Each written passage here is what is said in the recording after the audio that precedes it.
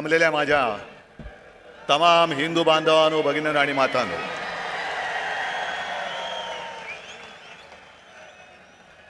सत्तावन्न वर्ष झाली, पण आपण परंपरा थांबू दिली नाही. मोडता घालण्याचा प्रयत्न किती झाला तरी त्यांना मोडीत काढून आपली परंपरा आपण चालू ठेवली आहे आणि पुढची अनेक वर्ष ही अशीच चालू ठेवणार आहोत.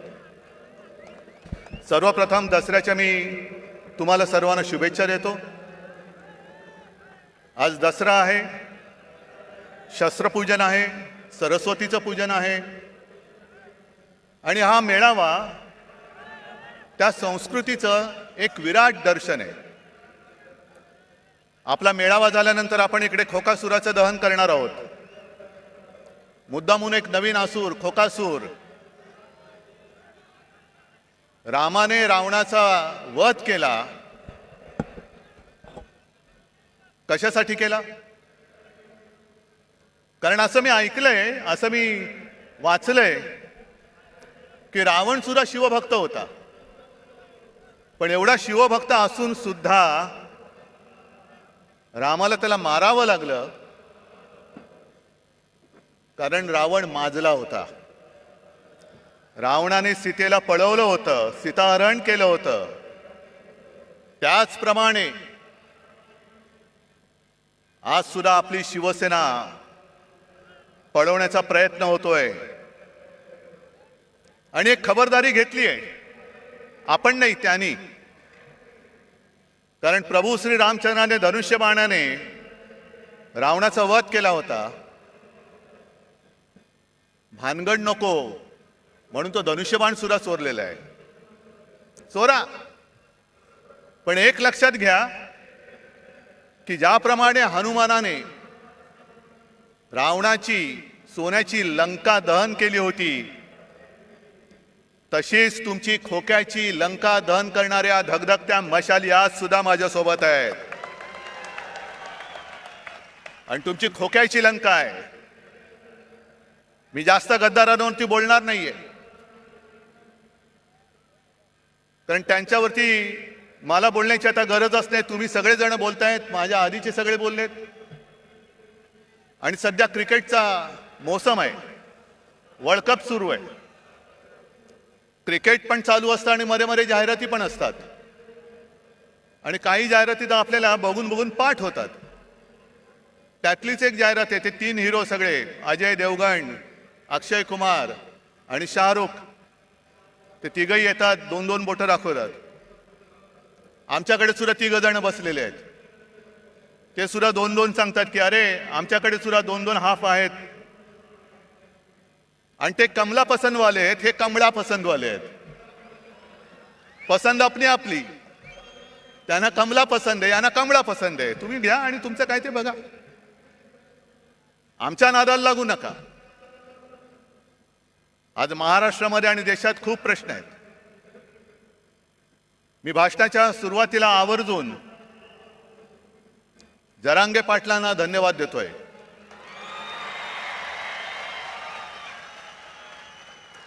अत्यंत समजदारपणाने त्यांनी आंदोलन सुरू ठेवलेलं आहे आणि आज त्यांनी एक चांगली गोष्ट केली, धनगरांना साथ घातलेली आहे. मी ज्या वेळेला जालन्यात शांततेमध्ये हे आंदोलन सुरू होतं आणि आत्ताचं जे सरकार आहे, डायरचं सरकार, जसं जालियनवाला बागेमध्ये पोलीस घुसून त्यांनी अत्याचार केला होता, त्याचप्रमाणे आंतरवेलीमध्ये शांततेत बसलेल्या मराठा समाजाच्या आंदोलकांवरती यांनी 5वी लाठीहार केला होता. मी तत्काळ तिकडे गेलो, बघितलं. तिकडे हॉस्पिटलमध्ये गेलो. कोणाची डोकी फोडलेत, कोणावरती छरे मारलेले आहेत. पण काही काही घटना अशा घडतात की हृदयामध्ये त्या कायम घर ठीक करून राहतात.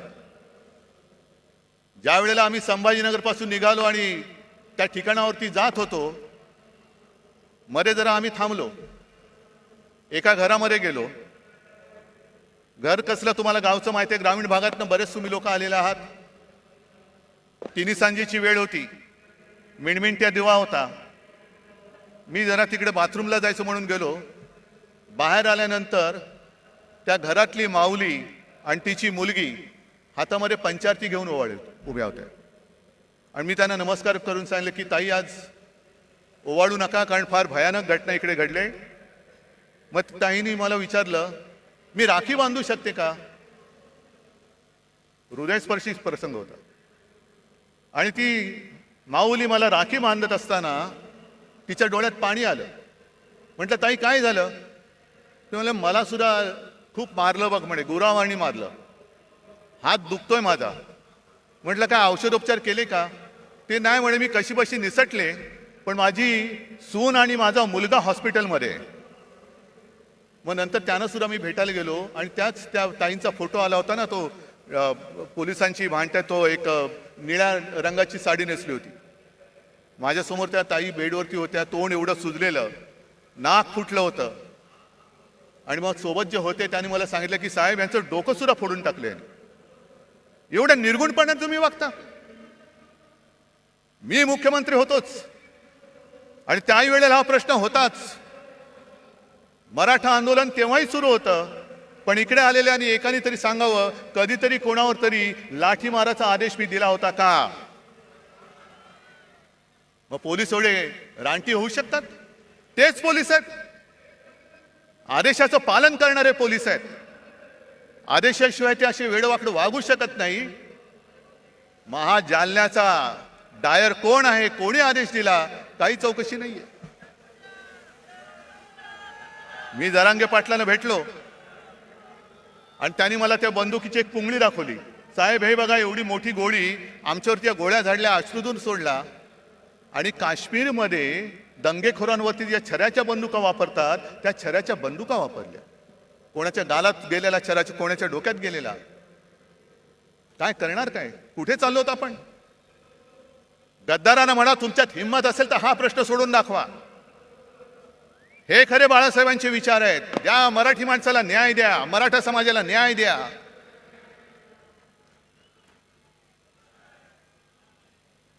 पण आज जर न्याय मिळवायचा असेल तर जेव्हा मी त्या आंदोलनकर्त्यांना भेटायला गेलो होतो तेव्हा जे बोललो तेच आज बोलतोय.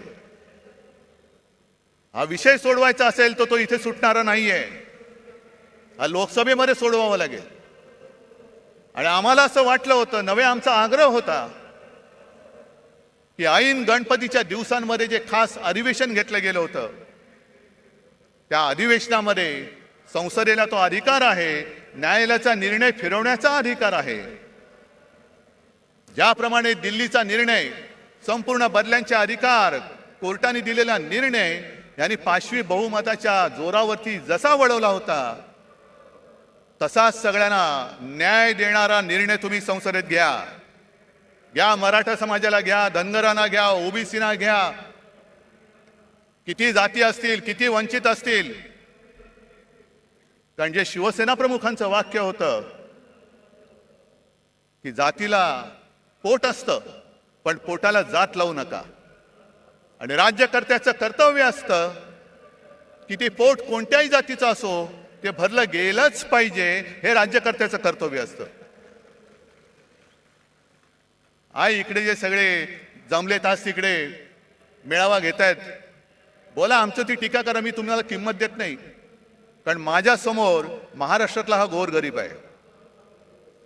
आणि मी जरांगे पाटलांना खास धन्यवाद एवढ्यासाठी देतोय की जातीपातीच्या भिंती उभ्या करून आपापसामध्ये झुंजवण्याचं कारस्थान जे भाजपा करते, त्याला आपल्याला सगळ्यांना मिळून मोडून तोडून टाकायचं आहे. सगळे मराठा म्हणजे सगळे मराठी, एका मातीची आपण लेकरं आहोत. फक्त ज्यांच्याशी लढतोय आपण, तो सारासुरा नाहीये, तो कपटी आहे, विघ्न संतोषी आहे. आणि भाजप एवढा विघ्न संतोषी आहे की कोणाचंही लग्न असो, तुम्ही बोलवा अथवा नका बोलू, हे जाणार, पंक्तीला बसणार, भरपूर जेवणार, आडवा हात मारणार. मग श्रीखंडपुरी असेल, बासुंदी असेल, किती पोळ्या खाण्याच्या स्पर्धा लावतील. किती पुरणपोळ्या खाल्ल्या माहितीये तुम्हाला? सगळ्या पुरणपोळ्या फस्त करणार, ढेकर देणार, पण निघताना नवरा बायकोत भांडणं लावून दुसऱ्या लग्नात जेवायला जाणार. अशी ही औलाद आहे, अशी औलाद आहे.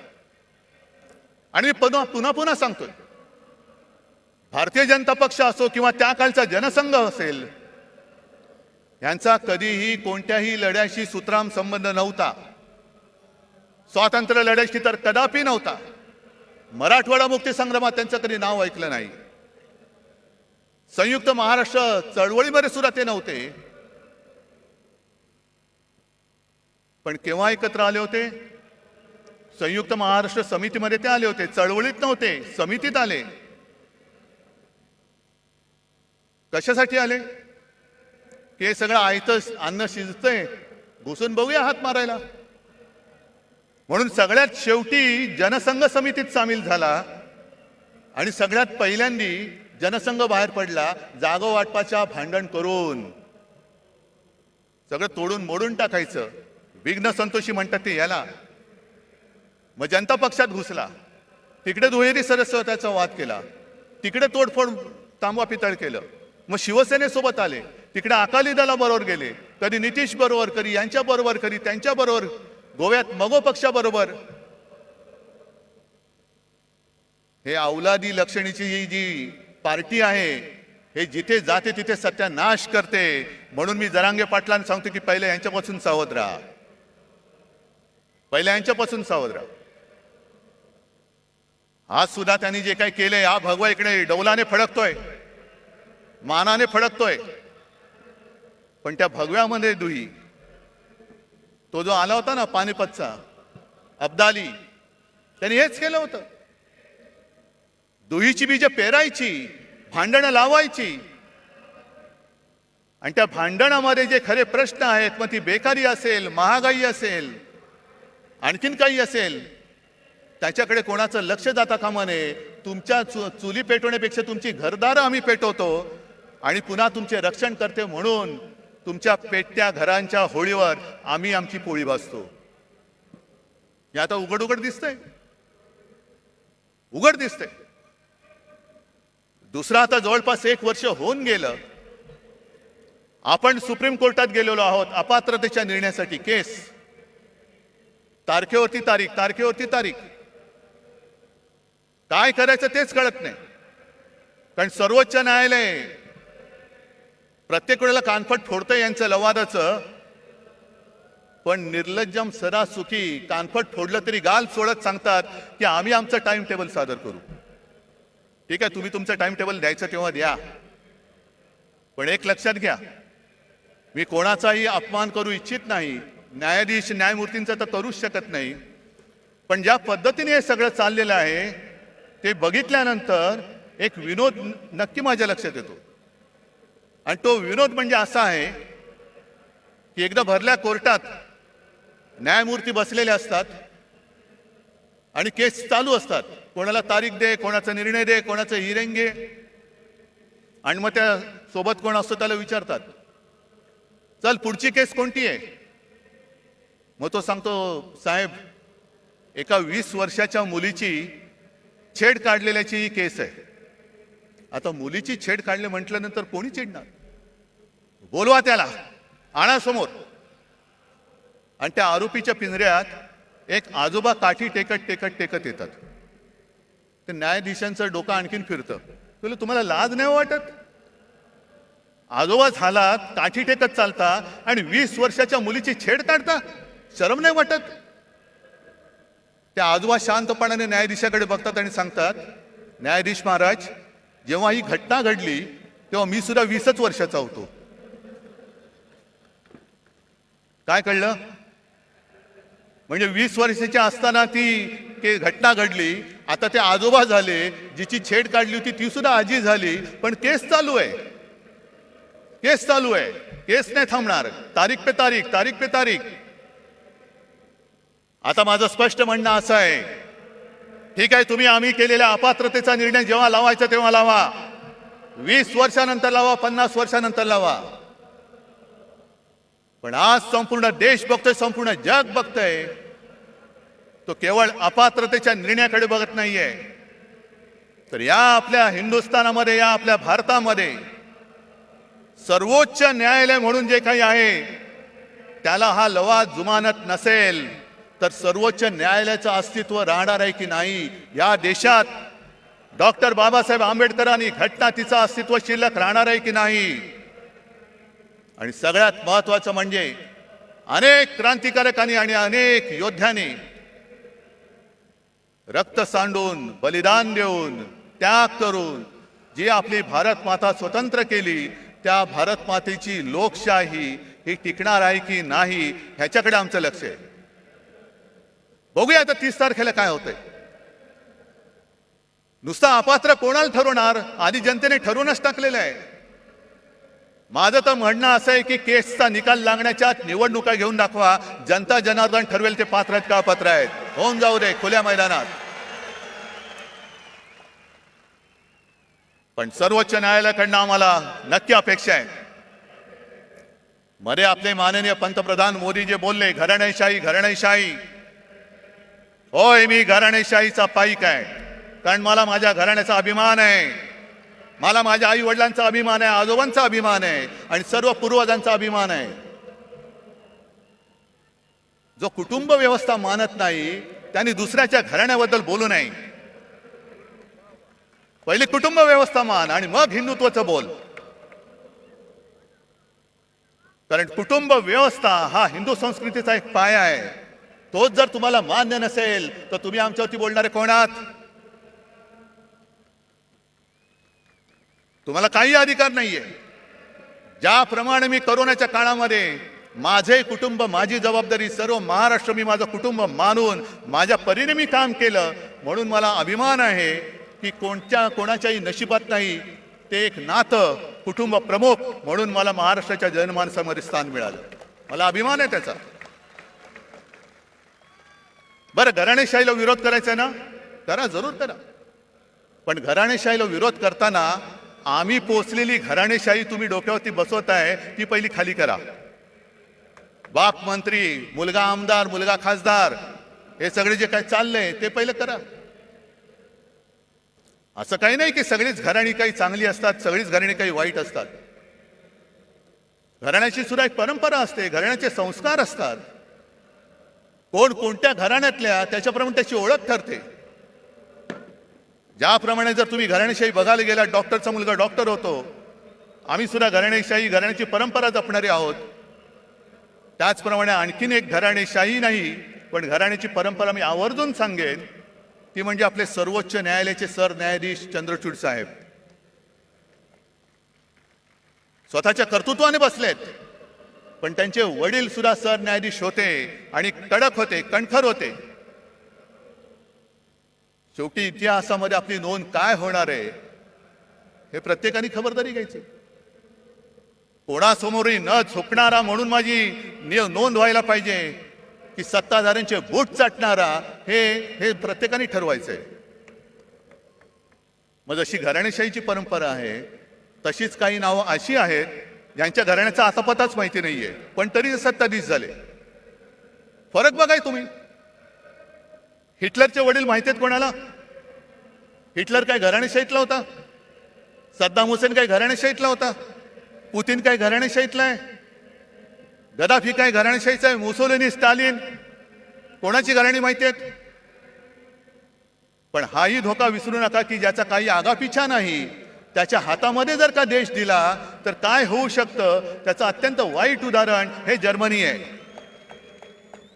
हे जर्मनी आहे. असाच उदय झाला, लोक पागल झाली, अंधभक्त झाली आणि आज त्याने जे काही बहुमत मिळाले हे बहुमत तर काहीच नाही, जवळपास 95, 97, 98% त्यावेळेला हिटलरला बहुमत मिळालं होतं विकासाच्याच नावावर.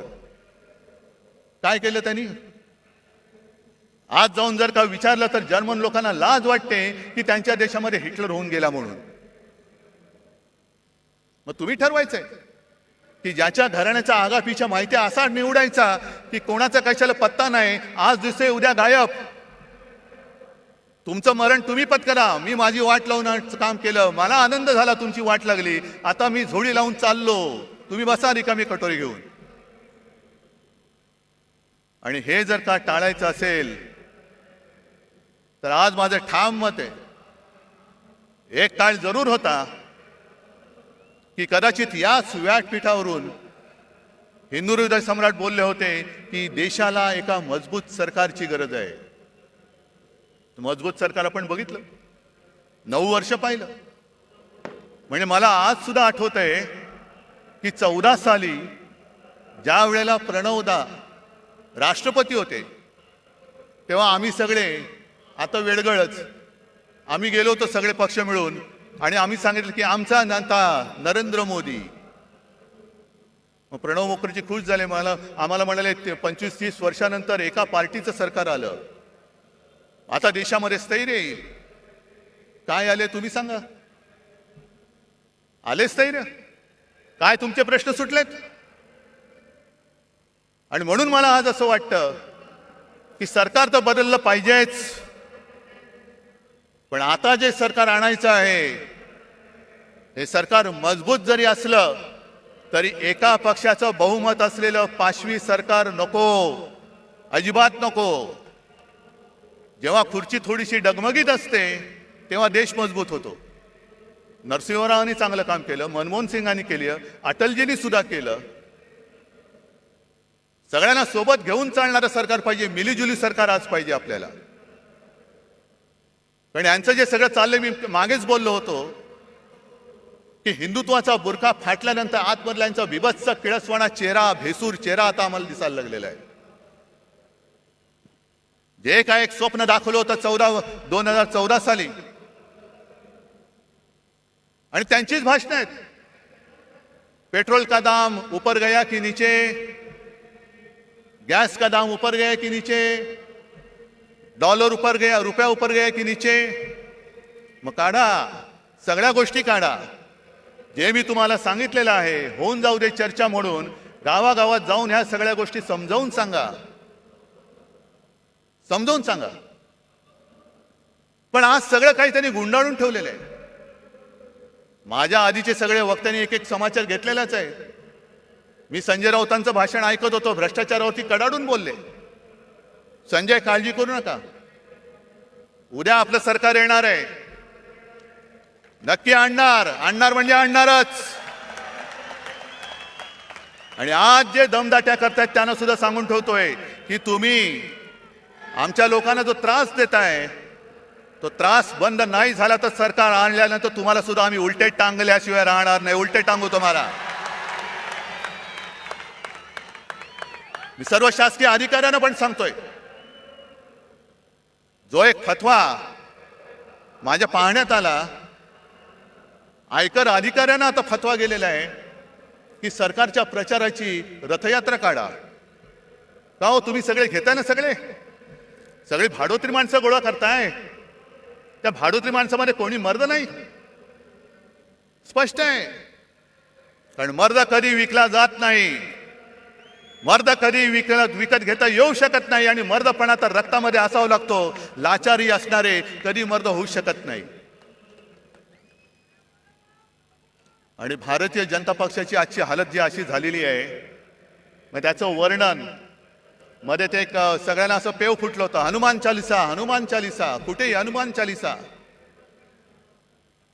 जा ना मणिपूरमध्ये जा आणि हनुमान चालिसा बोला, आहे हिम्मत. पण हनुमान चालिसा जसा तुम्ही बोलता तशी आपल्या हिंदू संस्कृतीत आणखीनही काही स्तोत्र आहेत. व्यंकटेश स्तोत्र माहिती आहे तुम्हाला? त्याच्यामध्ये स्पष्ट शब्दात लिहिले, गावीचे होते लेंडे ओहळ. म्हणजे काय? गावातलं गटार, गंगेसी मिळता गंगाजळ. मग ते गटार जर का गंगेला मिळालं तर त्याचं सुद्धा गंगाजल होतं आणि तीर्थ म्हणून हे प्राशन करतात. काक विष्ठेचे झाले पिंपळ, म्हणजे कावळ्याने खाऊन त्याची जी काय विष्ठा असते त्याच्या बियेतनं होतं झालं पिंपळ, त्याची निंद्य कोण म्हणे? आता पिंपळ झालाय त्याला निंद्य कसं म्हणायचं? भले असेल तो कावळ्याच्या विष्ठेतून झालेला, तसा भाजप झालाय आता. सगळे गावीचे सगळे लेंडे ओळ एकत्र येतात, या या या या या या सगळ्या कावळ्यांच्या विष्ठा एकत्र करतायत आणि पिंपळ करतायत. बसा मुंजासारखे त्याच्यावरती बसून. ही तुमची हालत झाली. हे तुमचं हिंदुत्व. आज मला संताप काय येतो जेव्हा मला लोक सांगतात की साहेब जनतेमध्ये तुमच्याबद्दल प्रेम आहे, तुमच्याबद्दल सहानुभूती आहे. माझ्यासाठी नका, महाराष्ट्रासाठी ठेवा. महाराष्ट्रासाठी ठेवा, आपल्या मराठी मातीसाठी ठेवा. पण त्यावेळेला शिवछत्रपतींनी स्वराज्यासाठी सुरत लुटली होती. हे इथून सुरतेला पळणारे लाचार महाराष्ट्राचं हित सांभाळू शकतायत? सरकार बदलल्यानंतर पहिलं काय केलं यांनी? पहिलं घाईघाईनी मेट्रोची आरेची जागा मेट्रोला दिली. बुलेट ट्रेनची जागा जी मी अडवून ठेवली होती आणि जिकडे करोना सेंटर उभं केलं होतं ते पहिलं बुलेट ट्रेनच्या घशात घातलं. मला सांगा, एवढे सगळे तुम्ही जमलेला किती जणांना बुलेट ट्रेनचा उपयोग होणार आहे? मला सांगा. होणार आहे? तुम्हाला होणार आहे? कोणाला होणार आहे? मग बुलेट ट्रेन कशाला? मग मला कोणीतरी सांगितलं की अहो साहेब, यावेळेला मुंबईतून सुरतेला पळताना किती त्रास झाला. तो कैलास पाटील तर सुदैवाने मधनं उठून आला म्हणून, पण इथल्या गद्दारांना पटकन गुजरातला पळता यावं म्हणून बुलेट ट्रेनची व्यवस्था करतायत गद्दारांना पळवण्यासाठी. अरे महाराजांनी सुरत लुटली होती, हो लुटली होती, स्वराज्यासाठी लुटली होती. पण तिचा सूड म्हणून तुम्ही आज मुंबई लुटता आहात, महाराष्ट्राचं खच्चीकरण करता आहात. संपूर्णपणे महाराष्ट्र बकाल करायचा, मुंबई बकाल करून टाकायची, मुंबईच्या ठेवीवरती डल्ला मारायचा आणि मुंबईला भिकेला लावून दिल्लीच्या दारामध्ये उभी करायची. हा त्यांचा डाव आहे. त्याच्या विरुद्ध लढण्यासाठी मला तुमची सोबत पाहिजे. मला ते मोडून काढायचंय.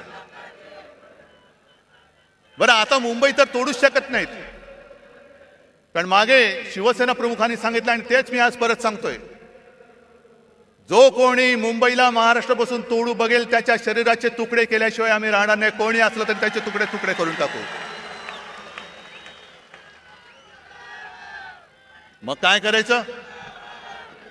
मुंबई तोडता येत नाही, कारण मुंबई तोडण्याचा प्रयत्न झाला तर महाराष्ट्र तुमचं सरकार जाळून टाकेल. होय, जाळून टाकेल. मग दुसऱ्या मार्गाने मुंबईला कैयात घ्यायची, मुंबईची स्वायत्तता मारायची. मुंबईचा विकास जी मुंबई महापालिका करते ते आता नीती आयोगाच्या माध्यमातून करायचं. कशासाठी? काय करते नीती आयोग? बरं, महापालिकेमध्ये आजपर्यंत असं कधीही झालं नव्हतं. एक तर पालकमंत्री केला, तो सुद्धा बिल्डर, माहिती आहे ना कोण? आणि पालकमंत्र्याचं कार्यालय म्हणजे एका बिल्डरचं कार्यालय हे त्यांनी मुंबई महापालिकेमध्ये थाटलं. हे मुंबई गिळण्याचा हा प्रकार नाहीये.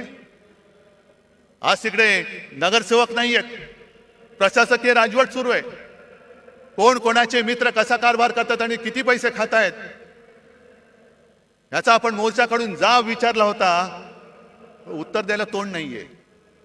बेधडक भ्रष्टाचार सुरू आहे. बरं, एवढा भ्रष्टाचार करताय, एवढा भ्रष्टाचार करताय, पण संताप एका गोष्टीचा येतो की ज्या माझ्या मुंबईने, माझ्या महाराष्ट्राने करोनामध्ये अतुलनीय काम केलं, मुंबई मॉडेल म्हणून जे जगभरात नावाजलं गेलं, त्या मुंबईत करोनाच्या काळात काय भ्रष्टाचार झाला म्हणून ते स्वतःचे कपडे काढून फिरणारे दलाल आरोप करतायत आणि त्याला हे मिंदे साथ देऊन चौकशी लावले. खिचडीमध्ये काय होतं, औषधं कुठून घेतली, आणखीन कुठून काही केलं. अरे दरिद्री लोकांनो, मुंबई सारखी सोन्याची राजधानी, हे आपल्या देशाची आर्थिक राजधानी, तिचं महत्व तुम्हाला मारताय तुम्ही आणि बूट चाटे डोळ्या देखत ते होऊ देतात. मुंबई माझ्या देशाची, भारत मातेची आर्थिक राजधानी होती का आहे हे आता समजत नाही. कारण सगळे चांगले केंद्र, सगळे उद्योगधंदे हे गुजरातमध्ये नेले, मुंबईच्या बाहेर नेले, महाराष्ट्राच्या बाहेर नेले, काही दिल्लीला नेले. फिल्म सिटी आता उत्तर प्रदेशमध्ये नेत आहेत, जरूर न्या. पण जे मुंबईच्या हक्काचं आहे ते ओरबाडून तुम्ही नेत असाल तर तुम्हाला याच मुंबईत गाडून टाकल्याशिवाय राहणार नाही आम्ही. आणि कसला घोटाळा?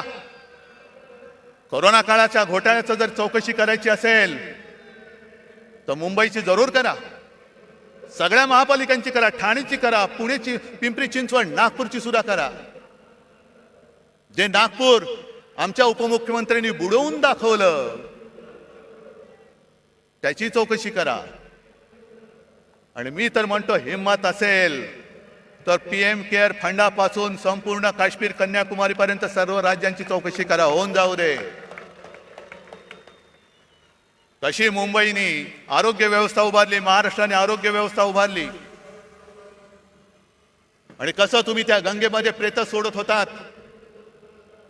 कशी गुजरातमध्ये सार्वजनिक चिता पेटल्या होत्या. आणि त्याच बरोबरीने केंद्र सरकारने भाजप शासित राज्यांमध्ये किती औषधे दिली, किती ऑक्सिजन दिला, किती व्हेंटिलेटर्स दिले. आणि विरोधी पक्षांकडे असलेल्या सरकारकडे अधिकृत नाही अनधिकृत टेबलाखालनं किती दिले त्याचाही घोटाळ्याची तपास करा. पण आम्ही मुंबई वाचवली, आम्ही महाराष्ट्र वाचवला, त्याचं कौतुक नाहीये. पण मुंबईला बदनाम करून टाकायचं जे षडयंत्र म्हणतो ते हेच, की मुंबईला संपवून टाकायला, मुंबईला बकाल करून टाकायची, मुंबई म्हणजे भ्रष्टाचार, खाणारे हेच. आणि आमच्या अंगावरती येत आहे. अरे शेण तुम्ही खाताय, आमचं तोंड कशाला हुंगाला येत आहे? पहिले स्वतःच्या तोंडाचा वास घ्या, हिंमत असेल तर. एक सुद्धा कोणी मायेचा पूत पीएम केअर फंडाचा घोटाळा बाहेर काढा. त्याचा घोटाळा म्हणण्यापेक्षा त्याचा हिशोब घ्या ना. एकट्या टाटाने मला असं वाटतं 1,500 कोटीचा चेक त्या पीएम केअर फंडाला दिला होता. इथले सुद्धा जे भाजपचे लोक होते त्यांनी सुद्धा मुख्यमंत्री निधीला पैसे नव्हते दिले, पंतप्रधान निधीला पैसे दिले होते.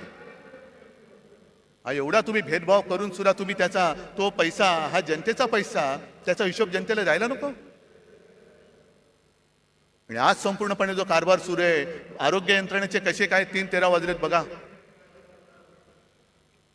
मला या बोंबलणाऱ्याने एकच सांगायचंय की तुमचे नेते दिल्लीतनं संपूर्ण देशाला रिकाम्या थाळ्या बडवायला सांगत होते आणि गो करून बोंबलायला लावत होते ना. त्यावेळेला आमच्या सरकारने गोरगरिबांना 5 रुपयात रिकामी नाही भरलेली थाळी शिवभोजन म्हणून दिली. याला म्हणतात सरकार. हे आमचं हिंदुत्व आहे. हा आमच्या आणि तुमच्या हिंदुत्वातला फरक आहे.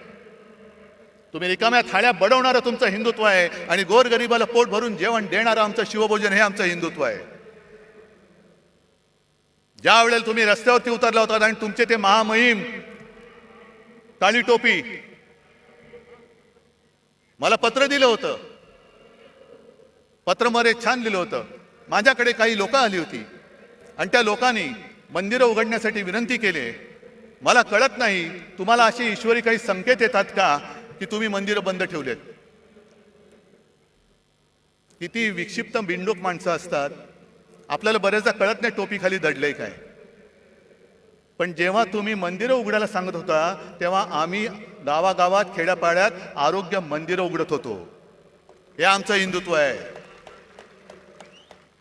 तुम्ही सगळं उघडा उघडा सांगत होता तेव्हा आम्ही आरोग्य यंत्रणा वाढवली, रुग्णशय्या वाढवल्या होत्या, टेस्टिंगच्या केंद्र वाढवली होती. जी जेमतेम 2-3 केंद्र महाराष्ट्रात होती ती आपण 600च्या वरती केली होती. हे आमचं हिंदुत्व आहे. जर कोणी आपल्या समोर तळमळत असेल तर त्याला वाचवणं, त्याची जात पात विचारत नाही बसलो आम्ही. कोणी असेल, होय मालेगावमध्ये मुसलमान सुद्धा आले होते, त्यांना सुद्धा आम्ही वाचवलं. धारावीमध्ये आम्ही धारावी वाचवली. हे आमचं हिंदुत्व आहे. पण मुंबईचा जो धोका आहे, मी मगाशी तुम्हाला सांगत होतो तो, की आता धारावी सुद्धा गिळायला निघालेत. इथे आली असतील काही धारावीची लोक. धारावीचा विषय मी स्वतंत्रपणे धारावीत येऊन घेणार आहे. पण आता याच्या घशामध्ये धारावी त्यांनी घातले तो कोण यांचा मित्र तुम्हाला माहिती आहे? कोण?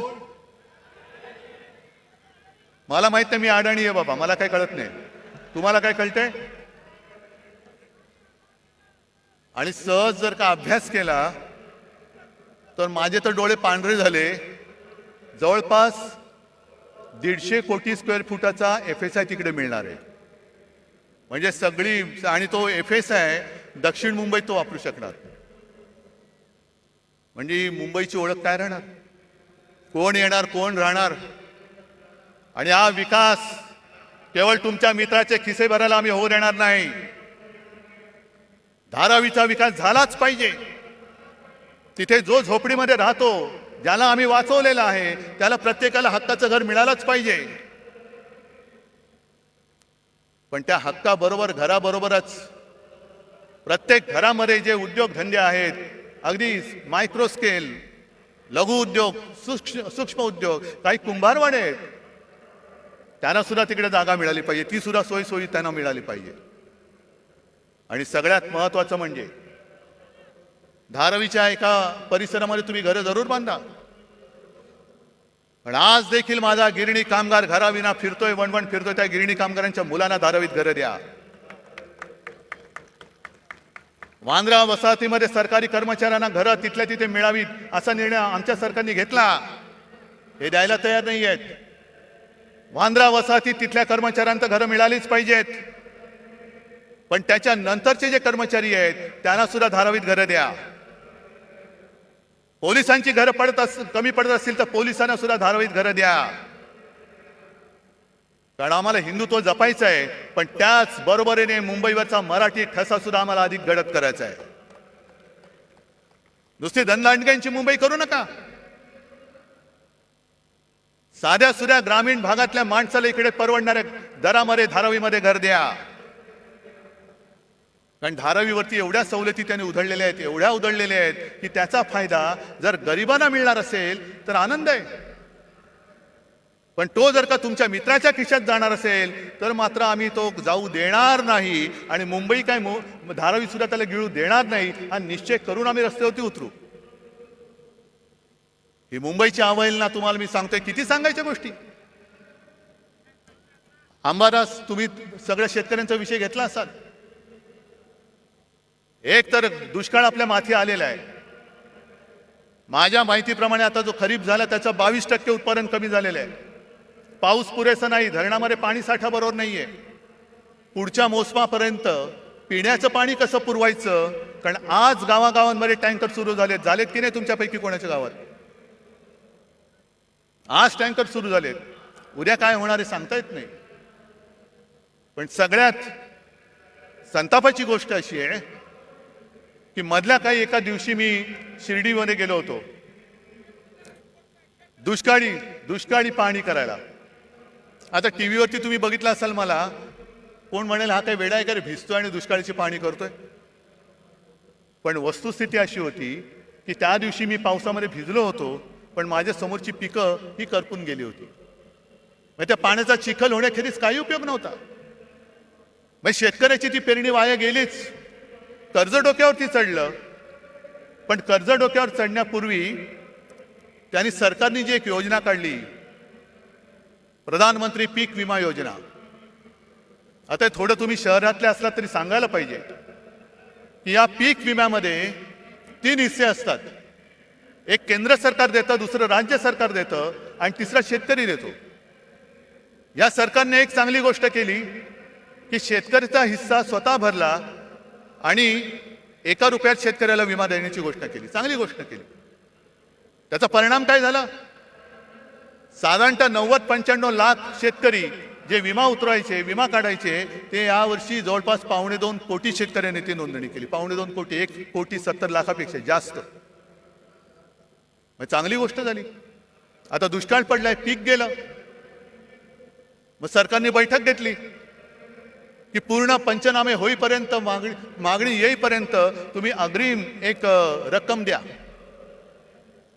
आणि माझी जी माहिती आहे, विमा कंपन्यांनी हात वर केले, आम्ही देऊ शकत नाही.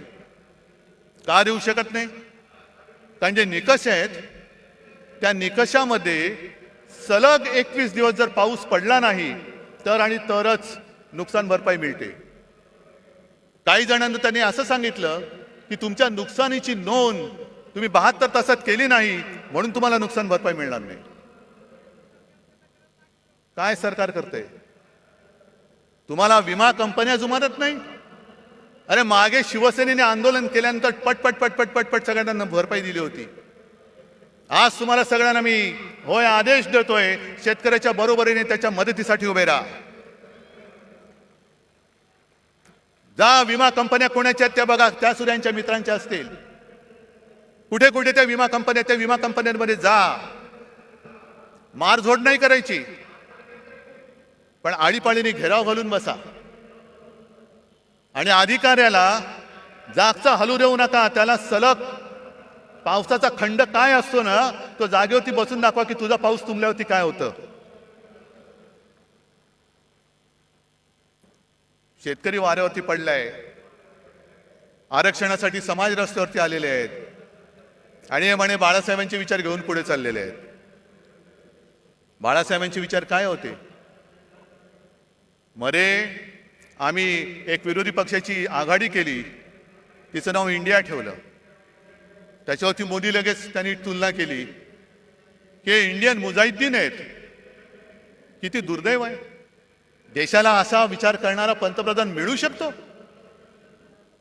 जे देशप्रेमी आम्ही देश वाचवण्यासाठी एकत्र आलो, तर आमची तुलना तुम्ही इंडियन मुजाहिद्दीन बरोबर केली. पण जे शिवसेना प्रमुख सांगत होते की जोपर्यंत हे पाकडे माझ्या देशात घुसखोरी करायचं थांबवत नाही, तोपर्यंत मी माझ्या भूमीवरती हिंदुस्थान पाकिस्तान क्रिकेट होऊ देणार नाही. आज त्या अहमदाबादमध्ये नरेंद्र मोदी स्टेडियममध्ये त्यांचं स्वागत काय झालं, गरबा काय खेळला, फुलं काय टाकली, सगळा आनंदी आनंद, शेव फाफडा बिपडा असा वाटला की पाकिस्तानच्या खेळाडूंना वाटलं क्षणभर की आम्ही भारतात नाही, आम्ही भाजपात आलो की काय, आम्ही भाजपात आलो की काय. काय हे बरं, आमच्यावरती टीका करताना इंडिया म्हणून जरूर करा. आम्ही तुमच्यावरती करतो, तुम्ही आमच्यावरती करा. पण तुम्ही आमची तुलना देशद्रोह्यांशी करणार असाल आणि स्वतः देशांच्या शत्रूंबरोबर क्रिकेट खेळणार असाल, तर आमच्यापेक्षा जास्त देशद्रोही तुम्ही आहात. आज सुद्धा तो कुलभूषण जाधव तुरुंगामध्ये पाकिस्तानच्या तुरुंगात चढतोय. कोणाला आठवण आहे? 4 दिवसापूर्वी सीमेवरती पाकिस्तानच्या सैन्याने गोळीबार केला, शस्त्रसंधी मोडली आणि 2 जवान आपले घायाळ झाले. खेळा, क्रिकेट खेळा. तिकडे अग्निवीर सीमेवरती गेला, वाऱ्यावरती सोडला. आज मराठा आंदोलनामध्ये आत्महत्या होत आहेत, वाऱ्यावरती सोडतायत. मला आज सगळ्यांना एक आवाहन करायचंय, शेतकऱ्यांना करायचंय, मराठ्यांना करायचंय, ओबीसीना करायचंय, धनगरांना करायचंय. सगळे जे या त्यांच्या न्याय हक्कापासून वंचित आहे, त्यांना मी हात जोडून नम्र विनंती करतो की बाबांनो, आत्महत्या करू नका. कारण उद्या तर आपला हा लढा आपल्याला लढावाच लागेल, जिंकावाच लागेल. आरक्षण नक्की मिळेल, पण तेव्हा जर का तुम्ही नसला तर तुमच्या कुटुंबाचं रक्षण कोण करणार हा विचार करा. आणि तुमचा सोन्यासारखा जीव यांच्या नादान सरकारपायी असा देऊ नका. आणि हा सगळा भोंगळ कारभार बघितल्यानंतर कुठे औषधं नाहीत, औषधी खरेदी नाही, काही नाही. सरकारी रुग्णालयात रुग्ण मरतायत. आता कोणतरी बोललं खेकडे धरणं फोडतायत. आणि एक खेकडे राज्याचे आरोग्यमंत्री हे काय करणार? म्हणजे मध्ये मी जी काय बातमी वाचली, आता टेंडर शिवाय औषध खरेदी करणार आणि तुम्ही आमच्या औषध खरेदीची चौकशी करणार. वा, म्हणजे हे खेकडा मंत्री असे आहेत की हाफकिन नावाची संस्था हे त्यांना माहिती नाहीये. कोण आहे तो हाफकिन? बोलून घ्या त्याला. कशाला? काय दलाली खायचे? म्हणजे असे सगळे नादान आणि ओंगळ अनागोंदी कारभार बघितल्यानंतर मला या गद्दारांचं काही कोड कौतुक नाहीये. ते त्यांच्या कर्माने जाणार आहेत. कपाळावरती आयुष्यभर पुढच्या सगळ्या पिढ्यांमध्ये गद्दार म्हणून एक शिक्का कायम चाललेला आहे. तो किती घासू म्हटलं, कोणताही साबण लावा, तो पुसला जाणार नाहीये. आणि म्हणून तुम्हाला सगळ्यांना एकच विनंती करतो, कारण आपण छत्रपती शिवाजी महाराजांची मावळे झालो तरी खूप झालं. पण एका गोष्टीमध्ये आपण नशीबवान आहोत की तो मोगली वरवंटा तोडून मोडून टाकणारं ते शिवतेज आपल्या महाराष्ट्राच्या मातीमध्ये जन्माला आलं. त्या मातीत आपला जन्म झालेला आहे, हे लक्षात ठेवा. त्याचा भुसा तुम्ही पाडा, पण छत्रपतींच्या भगव्याशी गद्दारी करणारा महाराष्ट्रामध्ये शिल्लक ठेवायचा नाही. आणि आमचं हिंदुत्व हे राष्ट्रीयत्व आहे. आमचं हिंदुत्व हे राष्ट्रीयत्व आहे.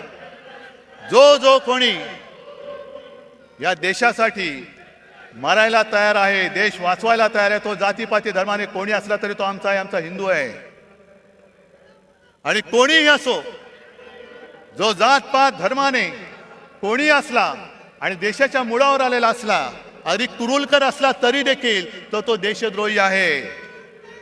तो देशद्रोही आहे. मला अजूनही कळलेलं नाही आहे. जरा थांबा ना. आहे, थांब. मला अजूनही कळलेलं नाही त्या कुरुलकर बद्दल संघाची भूमिका काय आणि भारतीय जनता पक्षाची भूमिका काय. जर त्यांनी आपली गुपितं पाकिस्तानला दिली असतील तर तो मराठी असो, हिंदू असो, कोणी असला तरी त्याला फासावरती, जर गुन्हा सिद्ध झाला तर फासावर दिलं गेलं पाहिजे. कारण आमच्यासाठी, मी परत सांगतो, आमचं हिंदुत्व हे राष्ट्रीयत्व आहे. आमचं हिंदुत्व परत सांगतो, शेंडी जानवेशी आणि घंटेशी जोडलेलं नाही, ते या देशाच्या मातीशी जोडलेलं आहे. म्हणजे देश वाचला तर महाराष्ट्र वाचेल, आणि महाराष्ट्र वाचला तर देश वाचेल. आणि महाराष्ट्र वाचवणारे सगळे जवान सैनिक माझ्यासमोर, माझ्यासोबत बसलेले आहेत. सेनापती बापट जे बोलले होते त्याचा अर्थ आता कळतोय. माहिती आहे ना, त्यातली एक ओळ महत्वाची आहे. ज्या 4 ओळी आहेत, महाराष्ट्र मेला तरी राष्ट्र मेले. म्हणजे महाराष्ट्र खतम झाला तर राष्ट्र खतम. मराठा विना राष्ट्र गाडा न चाले. मराठा म्हणजे महाराष्ट्रातले सगळे मराठी, त्यांच्या विना राष्ट्राचा गाडा चालू शकत नाही. खरा वीर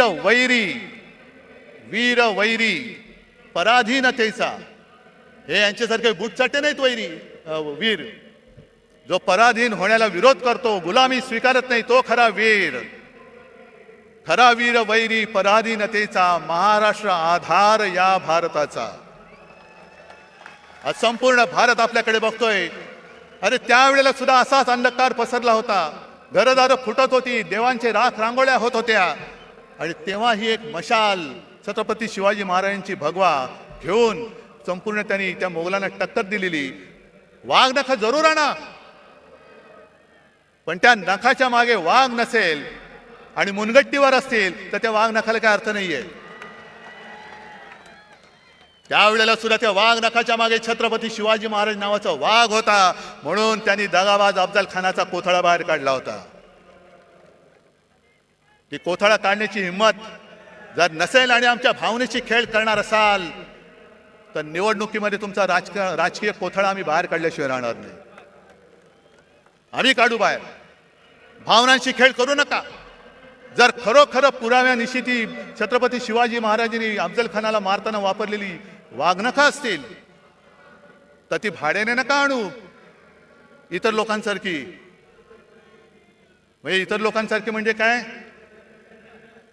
की एक पोरगा स्वतः बापाला सांगतो की बाबा मला आता शिक्षण शाळावर काही जमत नाही, मग नाही मी भाजपात जाणार, तिकीट घेणार आणि देशाची.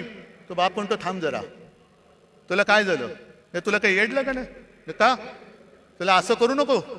पहिला तू शिवसेनेत जा किंवा काँग्रेसमध्ये जा, राष्ट्रवादीत जा, दुसऱ्या कोणत्याही पक्षात जा, जरा नाव कमव. नाव कमवल्यानंतर काहीतरी गडबड घोटाळा कर, मग भाजपला तुला घेतील आणि तुला मंत्री करतील. मग तुला मंत्री करतील.